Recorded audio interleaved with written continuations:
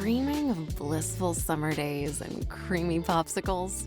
Capture sun-drenched memories with the Orange Vanilla Dream Hydration Multiplier from Liquid IV. Just one stick and 16 ounces of water can help hydrate you better than water alone. Live your summer dream with Liquid IV. Tear, pour, live more. Go to liquidiv.com and get 20% off your first order with code INDULGE20 at checkout. Welcome to Season 3 of the Knack 4 Business Podcast.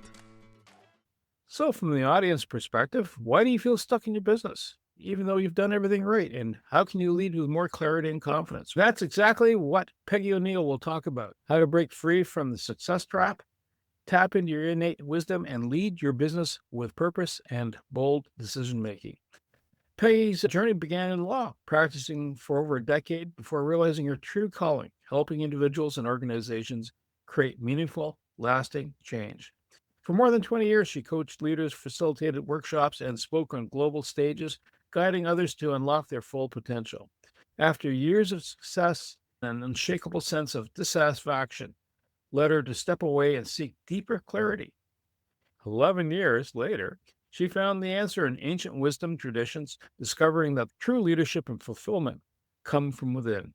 Today, with her wisdomary leading approach, Peggy empowers change makers to lead with clarity, work with purpose, and transform bold aspirations into real-world results.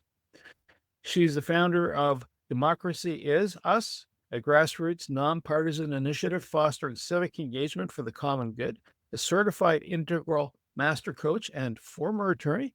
Peggy's career includes serving under Bill Clinton as Arkansas State Purchasing Director and later in his presidential administration. Peggy, welcome. What's your favorite quote or saying then? I'm thrilled to be here with you two today, Bernie and Wayne. My favorite quote is from Howard Thurman. He's an American philosopher and civil rights leader. He says, "Don't ask what the world needs. Ask what makes you come alive and do that." Because what the world needs is more people who have come alive. When a person comes alive, they're living what the world needs. I hope that makes sense. So it's both the aliveness into the world, but then what's behind that aliveness? What's motivating that? And then we get to experience that with the person in the world. What's your business tagline? Lead with wisdom. That's a really interesting approach. And in fact, brings me to the first question. You changed careers. You're in the legal profession and then you left that space. What made that happen for you? Actually, I had taken some human potential training programs, been real involved with them, and they offered me a job. It wasn't like this big deliberate decision. They offered me a job, and I thought, practicing law is okay, but this sounds like a real adventure. I was ready for some aliveness instead of just doing the thing. I was very good at practicing law, but it was just okay. So I thought, let me go do this aliveness. In retrospect, as I started working with this training company and taking coaching courses at the same time, I realized it was a natural transition for me wanting to help the world be a better place and helping people get along. And of course, as we know, law is not really oriented that way, but that's all I knew at the time was that practicing law might get us there. And so this was actually a natural stepping stone into being in the world and offering services in a way that was really the kind of difference I wanted to make. I love your company name, Wisdomary. Unpack that for me. Sure. So what I'm talking about with Wisdomary and Wisdomary leading is that most of us live in the world and we've been conditioned to be very rational oriented about how we make decisions, how we live our lives. We focus a lot on our thinking. We focus a lot on our emotions. We focus a lot on what's outside of us, all the bright, shiny objects out there in the world. And we pretty much let that define what we're going to do, what we think about ourselves. And so Wisdomary means that we actually turn around and look within and look at what our true wisdom is, what it knows. I think most of us feel like there's a force larger than ourselves. So we start accessing that force that's larger than ourselves, looking within, listening to what matters to us, what our wisdom is, or what the universal wisdom is that's wanting to express through us, and then leading our lives with that wisdom. As you describe that, and I'm recalling from the introduction, you found the ancient wisdom. How does a person, if they're feeling stuck, and they're successful, they're not that satisfaction goal hasn't been achieved. Either they end up pushing harder or they just it feels hollow. How do they open that door, open that hood going, hey, this is what you got to do. This is how you become unstuck. Yeah. So one of the reasons we get stuck is that when we're very young, we start taking on labels. Like I'm a good student. Over time, it's maybe I'm a lawyer. Now I'm a coach, or I'm an executive. I'm a CEO, and I'm supposed to be successful. We take on these labels, and we keep trying to live up to the labels. So we stay in the loop of asking ourselves, am I being successful yet? Am I being validated yet? Do people like me? Do I feel secure yet? And so we keep assessing how we're doing against all these labels and expectations that have been programmed into us and that society wants. And that keeps us in a loop of constantly doing that. People hardly ever, I've never had a client that had defined success before. Never. So the one thing is to define, what do I even mean by success? And so that helps a little bit then to start being able to break out of the loop, because then I start, oh yeah, so what do I really want for success? What does that mean? And that helps us start getting out of the loop. Back to the wisdomary approach, which is just turn around and to ask my inner wisdom, not my head, but my heart, my gut. What do I really want? First, we have to realize we're in that loop. We're in that cycle of trying to keep our ego satisfied, trying to do what everybody else thinks is right. When we see we're doing that, then we can start asking deeper questions. What do I really want? What does success really mean? And that starts getting us unstuck. You speak about listening beyond conventional thinking. Tell me more. Yeah.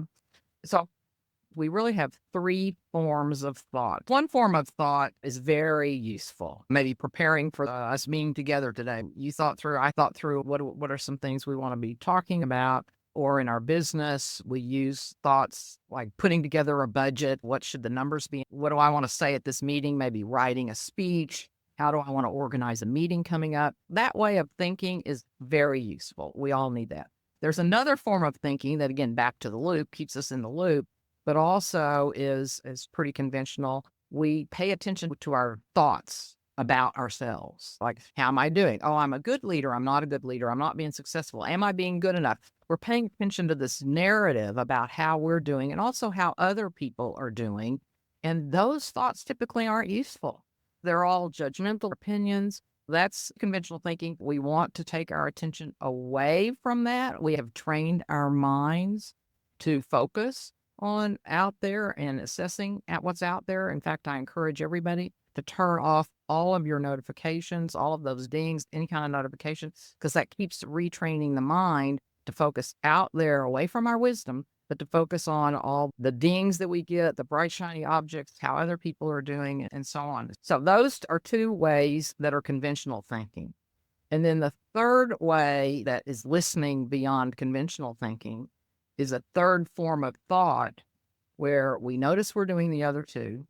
We do what I call relax our focus of attention. We take our attention away from that. We start retraining our mind to not focus on our thoughts, and then also not pay attention, except when it's necessary to write an article and so on, those kinds of thinking. But to actually be still and pay attention to thoughts that just come to us out of nowhere. We've all had that. Where'd that idea come from? Wow, how did I come up with that? We want to spend more time and focus in that space, listening beyond conventional thinking to listening for what comes out of nowhere, to what's emerging, what wants to happen, what ideas are possible. You mentioned you have to realize what's happening inside and you're doing a reevaluation. I'm thinking back to when I was a teenager, my 20s, 30s, and 40s. Each of these times, things are different. What's happening around me, whether I'm in school, starting work, doing well, family, etc. These are all cycles. Do you find that satisfaction piece? Does it stay with you all the way through? Does it change as things? Do you have to do that kind of rejigging going, okay, now I'm a parent. My obligations are different. Does that shift things around, or is there a core principle that follows you all the way through? The core principle of who you are, Core principle, who you are, even the fulfillment piece. When you're 20 something, the fulfillment piece might be, well, let's go to Bali and you with a crew of people, or Okay. going to college and university. And then when you're in your 50s and 60s, I want to go to Bali because I haven't been. But Yeah. less piece, right? Good. So back to the wisdomary leading, and the approach that I work with people on is to realize that if we quit focusing on thoughts and goals so much, but actually look inside ourselves, we can discover that we already experience a sense of fulfillment. A sense of fulfillment is always present with us. We're looking to create a goal for us to be fulfilled, and realize that a lot of times the goals we create are based on trying to please other people, trying to keep up, do things that are consistent with the labels that we've identified with. And when we could realize, oh, I'm not those labels, that's not who I am. And then we start asking different questions like, what matters to me? How would I live my life aligned with what matters to me? And then by definition, I start experiencing that fulfillment and meaning because I'm looking at the inner wisdom that's guiding me, the inner wisdom that says, oh, here's what to do next with your life. It's an automatic sense of fulfillment because I'm not looking to do something to get myself to feel fulfilled. A lot of people are told, go find a job that makes you happy. That's an incorrect understanding of the world.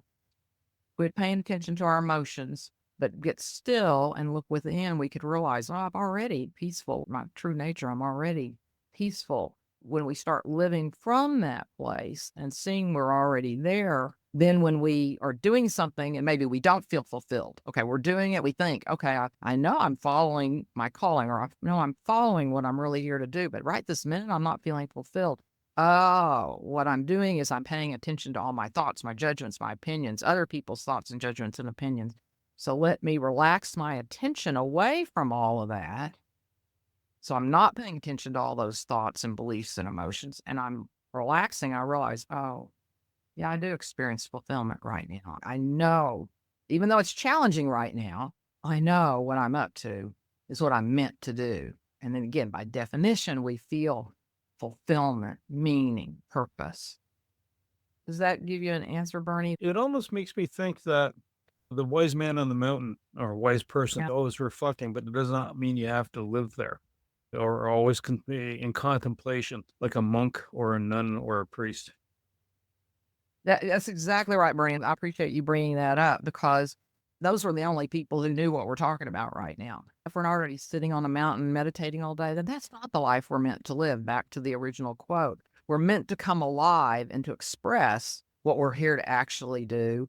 And yes, that's where the fulfillment is. That's back to wisdomary leading because there is a current understanding of the world where science, philosophy, and the wisdom traditions are all intersecting right now, that we're all intensely interconnected, that we're all influencing everything and everybody all the time, and starting to become more aware of that, then that helps too with the fulfillment because now I'm not so alone. I start realizing, oh, yeah, I'm really connected with everything. And so that has a lot to do too with those experiences that we're all looking for, but through wisdomary leading and this wisdomary approach, and again, really pausing and not listening to thoughts and turning and looking within. What do I want? What matters to me? And then we wind up having experiences similar to those guys on the mountain. Something that I'm interested in. I'm glad we brought the mountaintop. I want to do the next stop. Our culture sees us in the 6 or 7 figure high pressure job. We've got all the toys. We're not happy. We have this crisis. We end up having this experience. You've been able to reintegrate that back into commerce. I'm really interested in that. Tell me how you were able to incorporate this wisdom literature into the marketplace. Yeah. So one thing is studies have been done on this for years, that people that are happy make more money. People that are happy make a lot more money in sales. So that's been around for a really long time. And now integrating this wisdom piece into our lives. And instead of letting our sales goals hit or miss, decide if we're going to be happy or not, and realizing everything we've said so far, I'm going to quit focusing on my thoughts. I'm going to quit focusing on my labels, how I think I'm doing. And I'm going to search within. What do I want to accomplish? What would that look like? How would that align with what matters to me? How I want to live my life? How I want to be with other people? What I actually want to be doing? Guess what? I'm experiencing that happiness. I'm experiencing that fulfillment. So that's the most attractive energy there is. We want to be around people like that. If an organization builds a culture with that in place as well, then they're going to attract more business and the employees are going to be happier. It's actually a no-brainer, given what we're talking about right now, that wouldn't you want to be operating from this place of wisdom? Because start off feeling happier, being happier. Now, there's still going to be plenty of challenges, but we're going to be engaging with them in a different way from okay, this is a challenge for me right now. What is there for me to learn here? What is there for me to discover that will help me then?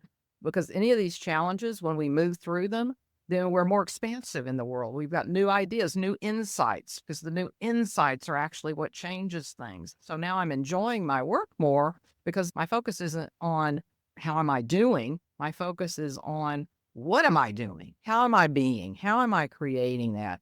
I have my own story about this. I was running a training center in New York, and the owner of the company said they never had a training center in that bad a shape turn around. If they'd known that when they asked me to go lead the center, they would have shut it down. I was the leader there, turning it around, and I did exactly what we're talking about right here. I was so focused on goals. Oh, we've got to meet our goals or I'm going to get fired. And finally, I gave up. I said, you know what? I'm not meeting my goals, so I'm going to do what I always wanted to do. I'm just going to love my coworkers, not touchy-feely. Hopefully you can tell by how I approach things. I'm very grounded, practical, very going to get things done, but I realized this just isn't working. And so once I took my eye off the goal and started letting myself really care more about people, focus on what they want, help them discover what they want, guess what? We turned it around. That was the key. Back to your question, Wayne. That's the key, is turning around, looking at our heart. What do I really want? How do I really want to be with other people? Is actually what's going to help the business be dynamic, creative, meeting the moment. With wisdom, we're also paying attention. What's the world wanting right now? What's emerging right now? What needs to happen right now? Doing it from this intuitive place helps us meet what the market's looking for. Are there tells if you're talking to a client or a group and you say, listen, you're goal focused because we already covered that. You're always locked in on the goal. Are there any other tells or indicators that if you start seeing these are the primary drivers right now in your life, that you're overwhelming yourself, pushing yourself into a corner you don't have to be in? Are there any tells that you could describe? Yeah, returning to the goals, I'm practical. Another analogy is basketball. If I looked at the scoreboard all the time, I wouldn't be a very good player. I got to play the game hard and occasionally look at the scoreboard. So we're not throwing the baby out with the bathwater. We still want goals and we're going to look at goals, but we're not letting the goals drive how we're feeling and drive our actions, but more like checking in with how am I doing? What do I need to shift?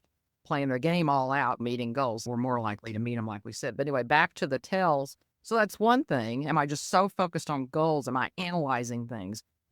How can I get control of this? A real tell is when we're trying to get control, when we're overwhelmed. Another tell is that we're not relating, we're not connecting with people. We're more ordering people around. We're actually feeling this overwhelm and we're probably not planning. A key to not being overwhelmed is planning and planning well. So we're probably not planning if we're feeling overwhelmed. We're probably not taking care of ourselves either. So exercise, relaxation, even though it seems so counterintuitive. Wait, I've got all this I'm so overwhelmed. I can't relax. I can't rest. And yet if we started thinking of health as a business asset, wait, my health is a business asset. If I'm not healthy, then my business isn't going to be healthy. Those sorts of things can help us see we're overwhelmed as if all we're doing is working and we're maybe not being as nice as we used to be with our employees, coworkers, or clients. And then we're distant. I still like the beatings will continue until morale improves. I have actually been that kind of leader before, but I've learned my lesson. That does not work. Great, Wayne. Thanks for adding that. One thing I love to use actual examples. Can you give us a picture of one client who wasn't and then was and got released and came up with a wow? One of my clients that took on this approach to lead was a shareholder in a law firm. When I work with people, I ask them to do a lot of self-reflection, or another way to talk about it is self-inquiry. I look within. And so insights are critical to the kind of change that occurs in wisdomary leading. We think if we do something differently, then we might change. But real insight is when it's kind of like before Santa Claus and after Santa Claus. One day we thought there was Santa Claus, and then one day we found out, oh, there's no Santa Claus. Everything changes. We see the world totally differently. So that's the value of insights. When I'm working with people, that's the focus, is to help them have insights, not for me to just teach them or tell them something. So this attorney identified himself as a problem solver. He was complaining about having to solve all these problems. When he started looking at that, he realized, oh, I think I'm a problem solver. So I talk to people about problems. So they come to me with problems. No wonder there's so many problems to solve. As he saw that, he could start releasing that. He'd been living it for 50 years. He felt it in his body and how he talked, but he also realized he didn't want to be that way anymore. So he just started naturally making changes. And then, of course, problems settled down. As he started embracing and letting it sink in, how interconnected we all are. We're actually always exchanging atoms with each other too. As we breathe in, breathe out, we have atoms coming into us from, like, even Jesus or Hitler or Mother Teresa. As you start letting that sink in and realize the connection to people, not intellectually, but you really start feeling it. He and one of his partners were having a real issue. They weren't getting along, but he realized, wait a minute, we're intimately entangled. I'm influencing him too. He's not just doing something over there on his own. Somehow I'm influencing that as well. So he started looking at that. How am I impacting what's going on? That helped him more naturally. In fact, he just immediately thought, oh, I'm going to go talk to him in a totally different way because of that. So then, as he was thinking about, like, they would go on retreats in their law firm. So as he was preparing for the retreat, he would just sit there and with this quiet and just asking, what is my vision for this company? What do I really want? Not from an intellectual place, but sitting with what's coming to me? What's the natural next place for this organization? What matters to me? So those are the sorts of things that occurred for him as he took this on and started shifting the culture in the organization, because how he relates to people, if he's anxious, then that's spreading anxiety throughout the organization. So he started really paying attention to how was he being with other people, because he knew how he was being was going to ripple through everybody in the organization, their clients, in the courtroom. And so he really took that on as well, to conscientiously and consciously be with other people how he wanted the culture to be. It's interesting as you're describing that. I'm thinking of Schrodinger's cat in the box, right? If you influence it just by looking at it, right? It has an interconnectedness. Not going down the string theory hole. Let's talk about inner wisdom and intuition. Sometimes you get a gut feel. Do you think that's just the subconscious, or is it accumulation of a whole bunch of things that are stacking up and it's tipping the scales? How do you figure that? Paying attention, right? Your body's getting tense and you're going, why am I getting tense? How do you bring that into play and realize, let me tap into that? You started it out well with, oh, body's getting tense. What's really going on here? The challenge for most people, especially as they start this, is to not go to their head, but to their heart or their gut. Pay attention to that area between the heart and gut and quietly ask, what's really going on here? That's where intuition will give better information than the brain's going to give, the head's going to give. So we really want to ask that question from that place, which I think is what you were getting at too. And then, yes, that is so key for us to live this intuitive, wise way, is to be paying more attention to those nudges, those insights, those intuitions. And then we always, is there a formula where I can just know this intuition is right, this intuition is wrong? And there isn't. So we just recognize that over time we'll build confidence in the intuition, confidence in these nudges, confidence in where they're taking me. Another piece to this that's so valuable to know is that often I think when we think of intuition, we think if my intuition is working, then it's going to tell me the right thing to do or give me something positive in my life. Not necessarily. Sometimes we could get an intuition to do something that in our minds is waste of time. Why did I do that? I felt that was the right thing to do, but now I know it's a total waste of time. We don't know why that intuition directed us to do something that we thought was a waste of time. So that's also not an indicator whether it's a good intuition or bad intuition, but it is building that confidence of listening to that. And then back to what I said several times, really requires emphasis, I think, is how do we get more skillful at paying attention to the wisdom, the intuition, the nudges? I'm glad you used that word. We've got to have less attention on what's going on out there. All of the busyness, noise, dings on the phones, computers, and watches. Relax our attention from all of that. That relaxed attention is such an important practice. It can seem challenging at first for people, but we all do it all the time. We've heard somebody go on and on. We're talking to them, they're going on.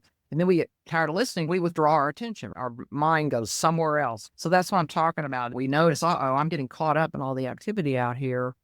And I really want to be paying closer attention to my intuition, my wisdom. I relax my attention from all of that. I just take my attention off all of that. Take a breath. My attention will immediately go back to all of that. But the more I practice that, the longer I'll stay in that sort of wisdom, intuitive energy. And then we become better at sensing the nudges, sensing the intuition. Whether you call it imposter syndrome, whatever label you use, a great deal of leaders are actually far more driven by fear than I'd like to. What are the clues that you're actually living in fear instead of abundance? One of them is trying to get control, trying to make things happen, not trusting life. Also, it can show up in procrastination. Staying busy is another way that we tend to work with fear. How do we know we're in fear? And staying busy is another one. When we're with other people, we may not be really connecting with people. We can notice that we're more in our head, trying to control ourselves, control life, and that tightens things. Actually, staying in the fear is restrictive energy, constrictive energy. So we can't be as creative. We can't be in relationships in the way that going to lead again to happier people, the more sales, the more business. It's a constrictive kind of energy that restricts the flow of ideas, creativity, abundance, because all of that's abundance. But then the same thing with money. It keeps money from coming to us. It seems weird to say, but it does, because we're not open. We're not being in fear actually pushes things away. If we're around somebody that's afraid, it gets us afraid. We stay away from it. So by working with the fear, seeing the fear, what do? Fear won't ever totally go away. A lot of people are taught to try to change emotions or get rid of emotions. We can't. We can read an article in the paper in an hour and all of a sudden all this fear comes up. We can't control our emotions, but we can notice when we're in an emotional state like fear and remember everything we're talking about. Yeah, it's not going to be useful for what I want to do. If we just look at the fear, self-inquiry, self-reflection, what's really going on here? Not use our head. Really look at the fear. Often the fear will dissipate pretty quickly because it's getting looked at. If we look at them instead of avoiding them, denying them, pushing them away, resisting them, then when we look at them, we might have some insights like, oh, yeah, well, I'm so fearful because the last time I tried something similar, it failed. Okay, that was last time. This is now. So really inquiring into what the fear is. We can feel the fear. It's going to come up, but instead of focusing on it, relax attention. And what do I really want to focus on now? Let ourselves get interested and inspired by that again, and then move forward instead of staying stopped. You were mentioning earlier about if you're breathing, take that breath. And it seems like the common thread through this process is to be in a calm state as much as possible. You're going to undulate. You're going to have high. You're going to have, I'm feeling sad. I'm feeling happy. You're going to be buoyed or otherwise. How do you, in your program, get that person to recognize and then go, okay, I got to find a way to dampen this down. I'm going the wrong way. I need to have a balanced mindset or a calm state. How do you get them into that calm state? Again, if we're doing the wise person on the mountain, legs crossed, fingers pointed up, eyes closed, and doing a certain breathing. That's humorous in a way, but how do you get a person that's sitting in an office or they're in a meeting in front of other people or they've stepped back for a minute or two? Couple things. One is, and I hear how that was heard, it's not necessarily about always being in a calm state. Frankly, we're always in a calm state. I'll come back and explain that in a minute. Our background state is calm. As part of it is knowing that. It doesn't mean we're always going to show up in a calm way, because maybe we're inspired, motivated, energized, and excited. It's coming from a place of calm, not from trying to make something happen or be in control, but the motivation, the underlying energy and experience of the inspiration and the loudness and the excitement. There's just this sense of calm about it, this sense of groundedness, this sense of authenticity or integrity. Let's say that, like you're saying, but I'm not feeling so calm and I'm not even accessing this calm that Peggy's talking about right now, even though I'm excited. It's coming from fear. It's coming from lack, insecurity. So then we can do is we can pause. There's a background introductory exercise that we'll do right now. It's just a real quick exercise, but we can ask ourselves, do I exist? And almost everybody's going to say, yeah, I exist. And so when we answer that question, do I exist? Then our mind has to go back in what I've been talking about this whole time. Our mind has to go within to look, what does that mean? Oh yeah, I exist. So I just know I exist. And usually when we ask that question, there's a sense of calm. If you did, you might have noticed there's a sense of calm because there's a sense of knowing. Yeah, I exist. So that sense of knowing is that sense of calm. So that's one way to do it. If I'm getting all frantic about my excitement, I go, wait a minute. Okay, I know I exist. Or another way to do it is to say, am I aware? Some people are a little challenged by that, but then they go, yeah, I'm aware that I'm talking to you. I'm aware that this is happening. And then a second level with that is to say, am I aware that I'm aware? Or to notice that I was aware that I was aware because I was able to answer that question.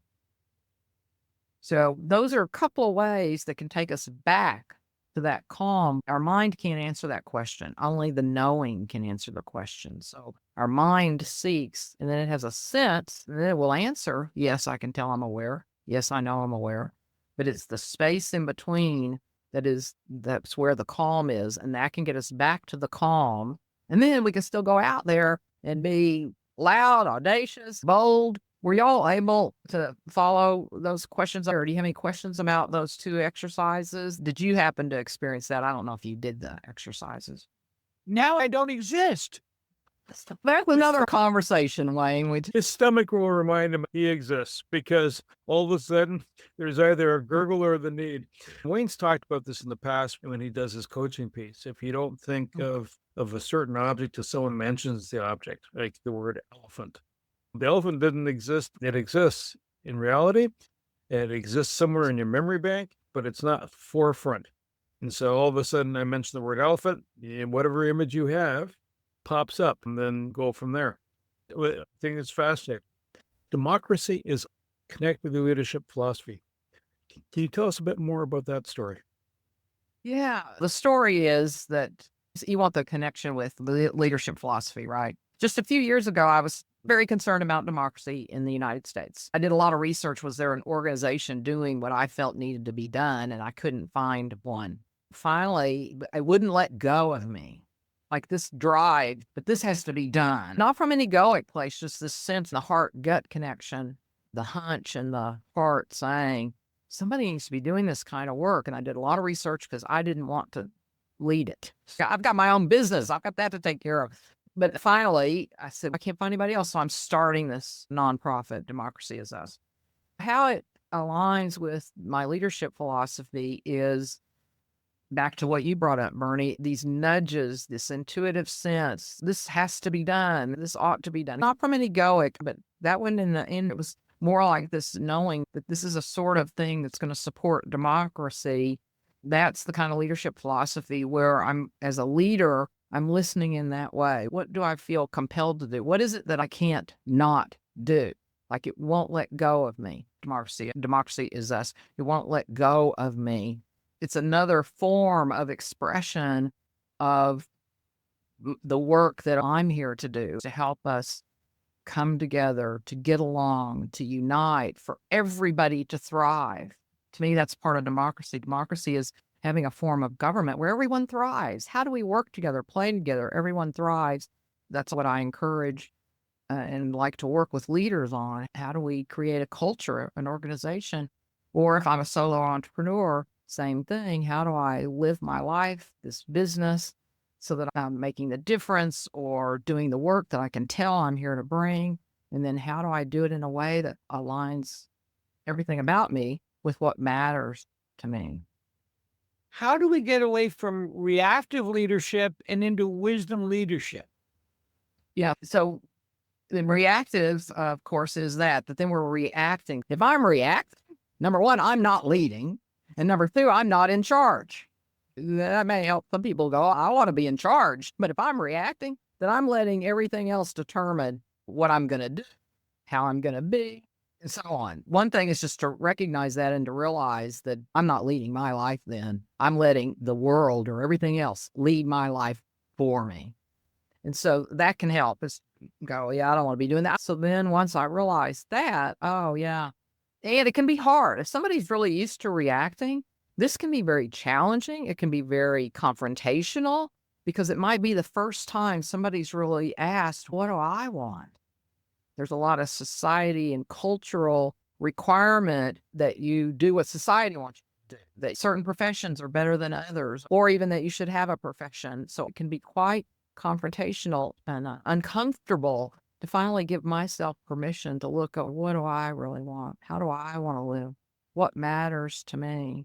But that's how we get out of reactive leadership into true leadership. And it's trusting that, starting to trust that, okay, this can help most people believe there is a force larger than ourselves that is influencing us and everything. So if we can trust that as well, go, this feels aligned with me. It feels natural for me. It's out there. I don't know where it's going to go. But there's a bigger force, so I'm going to listen to that. In fact, we're at a point in time that is a great opportunity for this approach because with a lot of things falling apart and being disruptive and chaotic, that means something else is wanting to merge. Something else is wanting to be born. Something else wants to come alive. So this is also a great opportunity to go, okay, if I really listen, then what is it that might want to emerge through me? What is it that I can bring to the world, given there's such opportunity opening up right now? You mentioned the world. Is there a geography that you tend to spend more time in? And also, if we resonate with what you're saying, how do we get a hold of you? I mainly focus on the United States, but I have lived in Singapore, done work in Russia, and work in Canada, or all over the world, clients all over the world. I work with anybody all over the world, but primarily right now, it's people all over the United States. Way to get in touch with me, love anybody to send me an email. That'd be Peggy at Peggy-O'Neal, ONEAL.com. They can get my newsletter at the website, Peggy-O'Neal.com, and LinkedIn. I'm easy to find on LinkedIn. So those would be the ways to get in touch. Thank you. Thank you to Peggy O'Neal, my co-host Wayne Pratt, and you, the Knack for Business listeners. If life is treating you like the tail wagging the dog, and you're just not able to get your stuff together, even though you're successful, but it's not fulfilling, reach out to Peggy.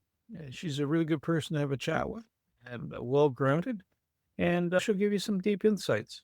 To reach the podcast hosts, email them at info@creativeinsight.com or by the website creativeinsight.com, spelled KREATIVINSIGH.com. To reach Wayne at his email, wayne@motivateyou.ca, that is MOTIVE, the numeral 8 and the letter U.ca, or his website, motivateyou.ca. If you would like to be a guest on this podcast and share your knowledge, let us know. We would also appreciate your feedback on the content or format. Check the show notes for more details. For these podcasts, we like to acknowledge the support and thanks to the following people. Carl Richards from Podcast Solutions Made Simple, a renowned podcast expert. Fred Crouch, who is the Property Wizard podcaster, where Bernie is a co-host. Jovan Strika from At Hive, a co-working space that is more than just a space. Then Melanie Weber, Bernie's invaluable business partner, and Wayne Pratt from Motivate You Inc., who serves as both a coach and co-host of these podcasts. Disclaimer. Please note that the Knack for Business podcast episodes are meant solely for educational and general informational purposes. The information and opinions contained within are not intended to be professional advice on any subject matter. The thoughts, views, and opinions expressed by the participants are their own personal beliefs and do not represent the views of the podcast hosts or any affiliated organizations. It is important to note that this podcast is not a replacement for consulting with certified experts in your area who possess knowledge of your unique situation. The hosts of the podcast, along with any participants or affiliated groups, do not take responsibility for any actions taken or not taken based on the information presented in this episode. It is highly recommended that individuals seek guidance from their own personal advisors in fields such as accounting, law, or other pertinent areas prior to undertaking any actions or making decisions that may impact their financial, legal, or other aspects of life.